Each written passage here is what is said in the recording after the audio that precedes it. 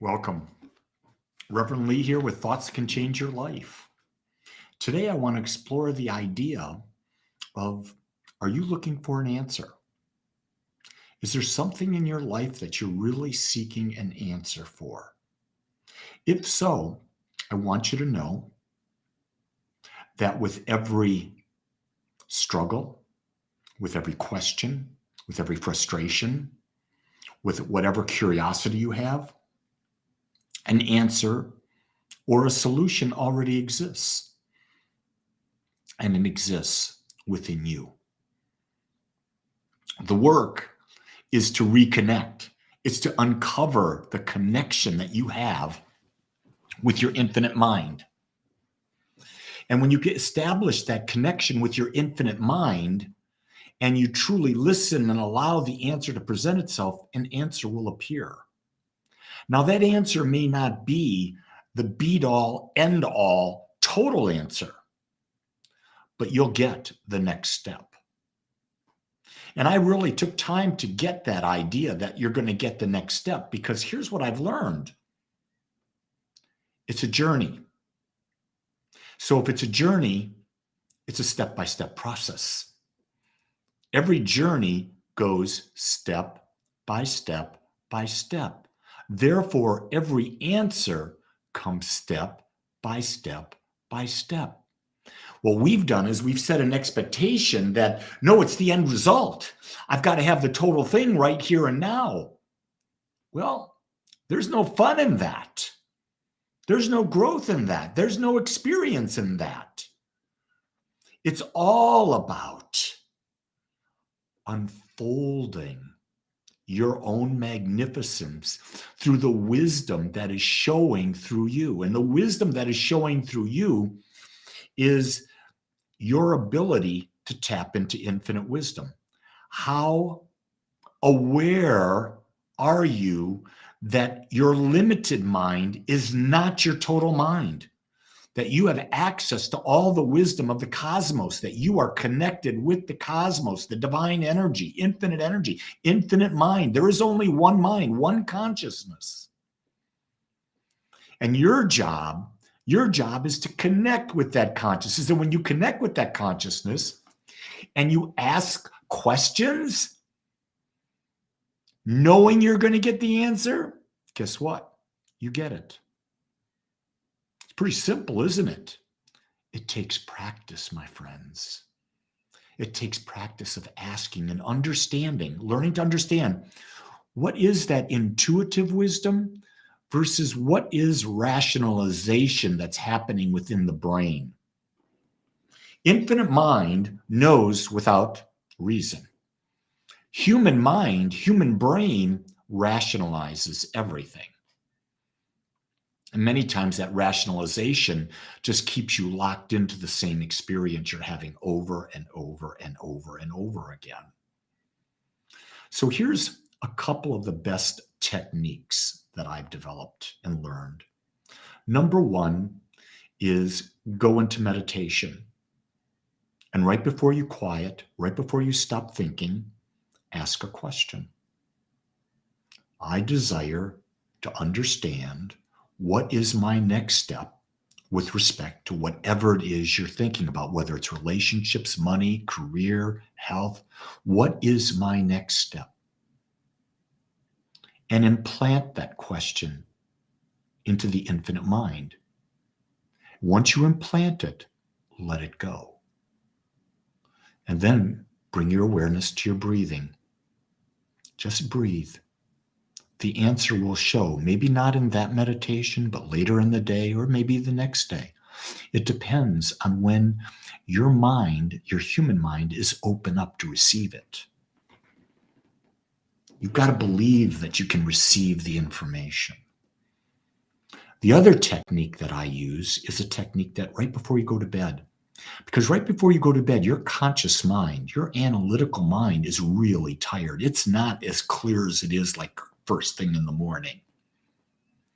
Well, in that idea, if you know that your conscious mind is not fully there, not guarding the gate to the subconscious, right before you go to sleep at night, Ask the question. Ask the question and let it go. Don't think about it. Don't try to think about the answer while you're going to sleep. No, you ask the question and you release it. You release it knowing that the answer will come. It'll either come to you that night or it's going to come to you during the day. It could be through a song. It could be through an article you read. It could be through another person's comment. It could be through social media. Who knows?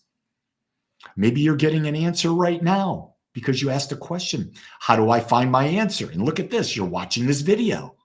And watching this video, I'm giving you a couple tools. Maybe that's what you were looking for. I don't know.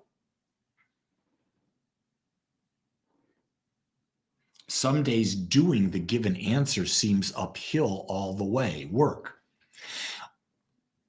Well, let me ask a couple questions here, Pab. If the answer to the question is about something that you truly value, that's really in your top most important things, then it won't seem uphill. It'll seem as a part of the process. It'll seem as a part of the journey. But if you're doing something that really is a low value, a low priority, that's where it seems to be uphill. That's where it's a lot of work because whatever you're doing is not something that truly juices you at the core of all that you are. Because when you're juiced, nothing gets in your way. You're moving forward. You're going on. It doesn't matter what you got to do. You're juiced about it. So and that's one of the key things that I've learned is that most people, here's a key thing. Here's a great statement. We only procrastinate on things that are not our highest value. If something's your highest value, there's no procrastination.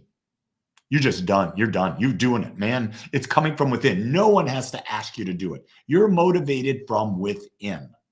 And it's not work. It's part of the journey. It's part of the journey. I love that you asked a question. Thank you. I love if all of you would ask questions. It gives me something more to talk about, something relevant to you. This is a discussion, me and you, in the infinite mind together, me and you, having a discussion about how do we find and tap into more of the infinite mind, ergo freeing ourselves from the limitation that we're currently experiencing and moving into the infinite possibility of experiencing life. Here's what I know. Is that I study all the time.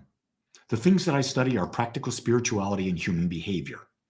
Those are the things I love the most. The second thing I study is health and well-being. I do that all the time. My health and well-being are critical. The other thing I study is wealth. I never tire of studying those things. They're high values to me.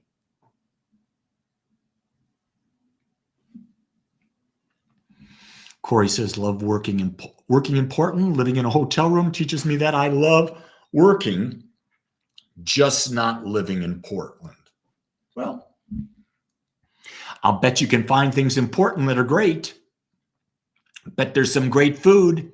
Bet there's some beautiful nature out there.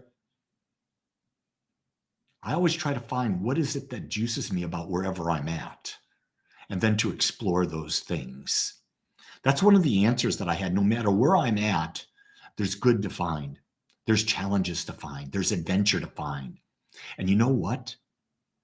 Isn't life an adventure? And why do we shy away from adventure when that's what life is?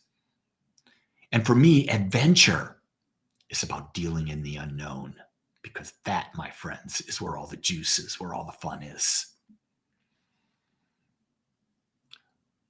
Rainia, I hope I said that right. Rainia says, do you think that when we are looking for answers, sometimes we see signs or pick up things that are not the answers because it's what we want to hear? Yes. Our ego wants to be right. Our soul wants to experience more. Our soul knows that there's oneness. Our soul knows that it cannot die. Here's another key thing on that. If what you're doing and the signs are to please others, it's probably not the thing for you. It's probably what you've been conditioned to believe. See, many times we've been conditioned to believe things to please others. Think about mom and dad. What did they do? They domesticated you into doing things to please them. What does traditional religion do? Domesticate you to believing what they want you to believe. What does society do? It domesticates you into believing what they want you to believe. Think about this. Take these young children, whether they're little boys or little girls, and they're 6 years old. And they're being asked to go into a building and sit in a chair for 6 hours a day. Little boys and little girls were not meant to sit in a chair for 6 hours a day. And because they won't sit in a chair for 6 hours a day, we label them as something is wrong.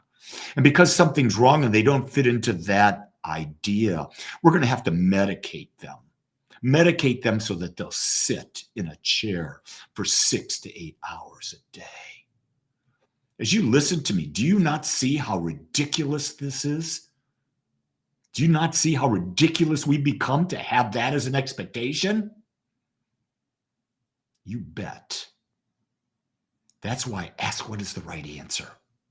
Ask the questions and then turn it over to your subconscious mind right as you're beginning meditation or right before you're going to sleep at night, and know that the answer will come to you. With that, you make it a great day for you because no one else can. In the meantime, if you can't see it for yourself, I'll see it for you. And here's what I'll also tell you. I love you because I accept you just like you are. Do the same for everyone else you meet. Until tomorrow, aloha.